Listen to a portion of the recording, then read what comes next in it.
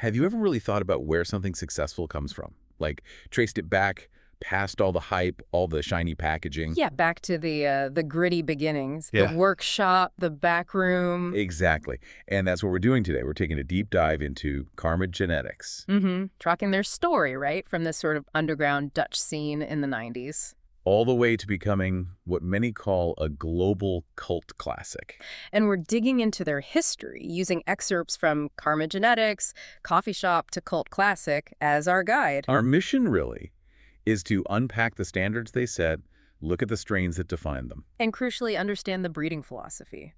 How did this grow shop kid from Holland end up shaping cannabis genetics worldwide? Okay, so let's start at the beginning. Amsterdam, 1996. Right. And you have to picture, this isn't the regulated, glossy industry of today. Not at all. This was the clone cave era, as the source calls it. Precisely. It was underground. Trading cuts, clones, often in back rooms under basic HID lights. So learning the craft happened behind the counter of a grow shop. Absolutely. It was hands-on, real apprenticeship stuff. Trust was everything. Because there wasn't, like, online marketing or brand hype back then. No way. Your reputation was purely based on the quality of your plants. Did they grow well? Did they deliver? The counter was the classroom, huh? And the customers, they were the toughest judges. No hiding behind a flashy label. Okay, so they built this foundation on real-world quality. How did that turn into, like, an actual brand people knew? Well, things start to formalize around the year 2000. That's when the serious seed work began. And this is where their core philosophy starts to really show. Definitely. The sources make it super clear. From the early 2000s, the focus was breeding for growers. Practical traits. Like what specifically? Things like vigor, how strong the plant grows, structure, how it holds itself up, and resin production, obviously important. And I found this interesting. They started out only working with regs, regular seeds. That's right, which tells you a lot. Explain that a bit for folks who might not know. Regular seeds. They produce both male and female plants. So you, the grower, have to identify them, remove the males usually. It takes more work, more skill. So choosing only regs was kind of a statement. No feminized seeds, no autoflowers initially. Exactly. No fems, which are easier but sometimes genetically less stable, and definitely no autos. They wanted the purest, strongest genetics. Stability was key. So they weren't just chasing, say, the highest THC percentage for bragging rights.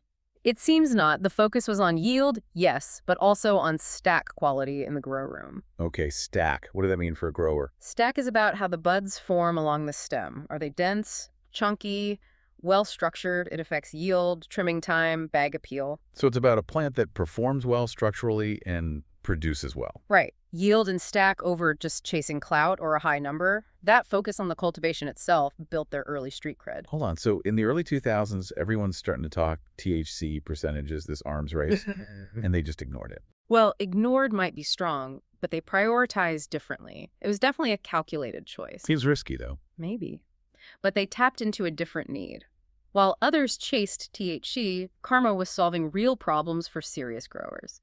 Stability, structure, solid resin. Ah, so they catered to the people who really knew how to grow. Exactly. Not just the casual consumer looking at a menu number. They built a reputation with the cultivators first. And that reputation, built over years, finally pays off in a big way in 2008. This is when Karma Genetics officially steps into the spotlight. But not with some big ad campaign. No, purely on merit. Their strain, Kushage number 16, placed at the IC 420 cup. That win was the launch. Built on what? Tested genetics? Forum buzz? Both. Years of testing specific phenos, those individual plant expressions and respect earned on the grower forums online. The community basically validated their work. Okay, so that launches them. Which brings us into, let's say, 2010 to 2015, the era of their defining strains. Yeah, and you absolutely have to talk about White OG. That one made waves, right? Huge waves, especially in Europe. The source material describes it perfectly.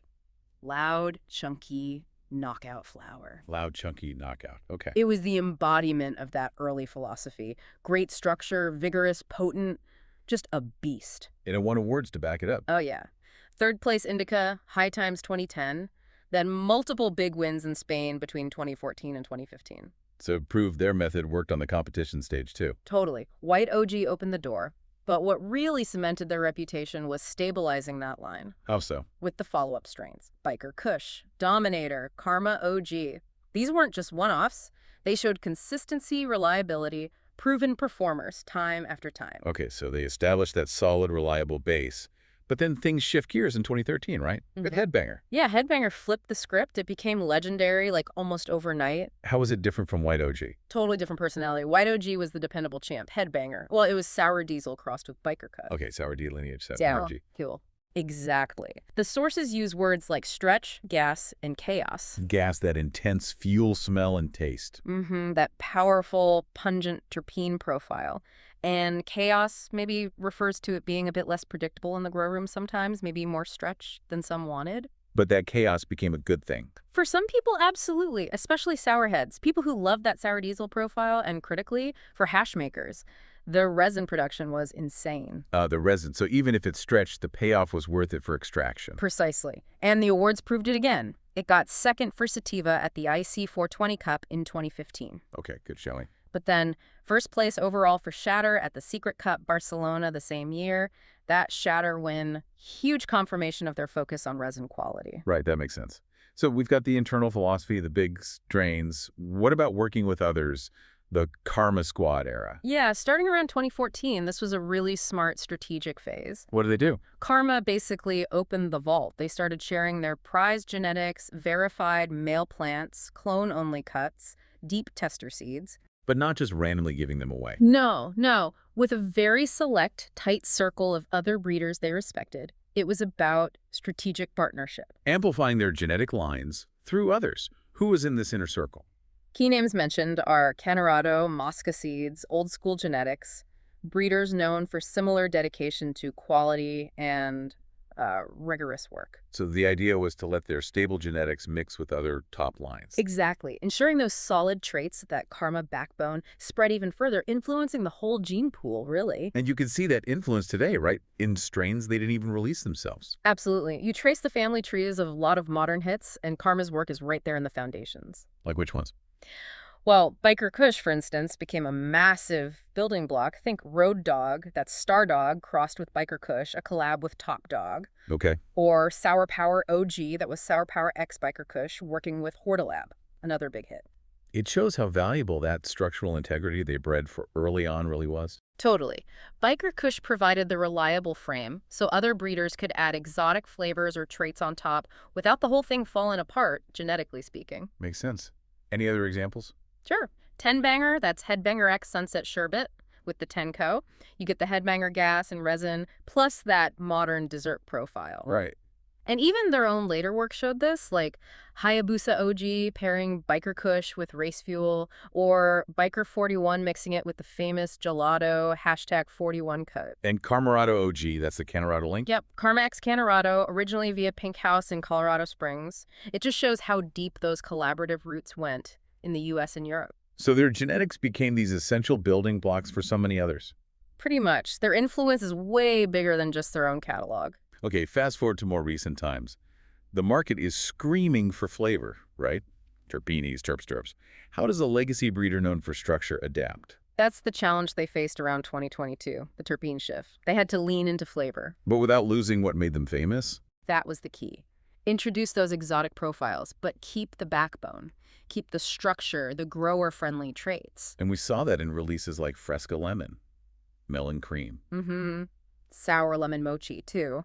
Strains delivering those sought-after modern flavors, but still having that reliable karma, density, and stability. And the sources mentioned they finally dropped feminized seeds, too. Yes, but carefully, only after ensuring they met the same rigorous standards as their regular lines. It wasn't a rushed decision. So summing up their status now, the roots are still Dutch. Deeply Dutch. But the gear, their genetics, it's running everywhere. Licensed facilities, legacy growers, all over the world. And that global reach hasn't diluted the standards. It seems not. They're still tracking every back cross, apparently. Right, a backcross, or BX. Remind us why that's important. It's breeding a hybrid back to one of its parents. You do it to lock in specific traits, to stabilize the line. So tracking each one means maintaining genetic purity and predictability. Exactly. It's about long-term reliability. Growers know what they're getting. So when you boil it all down, their edge isn't slick marketing or Instagram hype. No, it's that relentless commitment to proven standards. The source puts it bluntly, no hype packs, no Instacuts, proven work. The proof is in the plans. Pretty much. The lineage speaks for itself, from White OG through Headbanger, Biker Kush, and all the collaborations. Just consistent, tested quality. So the big takeaway here seems crystal clear. Karma Genetics built this lasting reputation not on flash. But on consistency, Yeah. on breeding for the actual grower's needs. And on really smart strategic collaboration. Yeah. That traceable lineage is the legacy. And that brings up a really interesting point for you, the listener, to think about maybe beyond just cannabis. Karma's story shows that lasting impact comes from, well, tracking those back crosses, reinforcing the core structure. Right. So think about whatever's currently hyped in your world, tech, food, media, anything. If it's all chaos, gas, and flavor right now, ask yourself, where's the foundational biker kush? What's providing the structure? What makes it robust? What makes it last? Exactly. What are you building or what are you buying into that has that proven, enduring quality underneath the trendiness? Something to chew on?